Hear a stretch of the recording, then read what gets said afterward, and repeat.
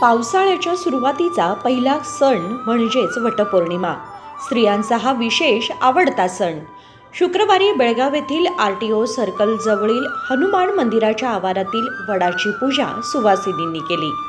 जन्मोजन्मी हाच पती लाभू दे, शिवाय पतीच्या दीर्घायुष्यासाठी सर्व स्त्रिया वडाची पूजा करून वटसावित्रीकडे मागणे मागतात.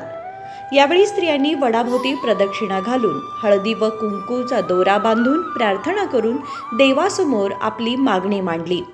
बहरलेल्या वडाची पूजा करून मनापासून स्त्रियांनी भक्ती करत वटपौर्णिमा साजरी केली. सगळ्या महिला येऊन पूजा करायला लागल्या सगळ्याकडे. काय विशेष? वटसावित्रीचा हा सण वर्षातून एकदा येतो. हा सण मेन साजरा केला जातो की आपल्या नवऱ्याच्या आयुष्यासाठी, त्याची चांगली भाग्य करण्यासाठी नवरा मिळावा म्हणून. हा सणासाठी बायकांना उत्सुक असते. या सणाचा आपुलकीने वाट पाहत असतात बायका. वेगवेगळे दागिने, वेगवेगळे साड्या, चांगल्या प्रकारची नऊवारी म्हणा, शालू म्हणा, कुठलं कोण कापसा घालते, कसोटा घालते. त्याच्यामुळे हा बायकांसाठी हा सण साजरा केला जातो.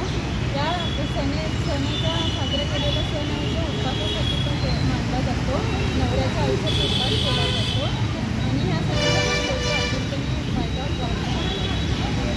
आणि सगळ्याकडे हे व्रत करताय मॅडम?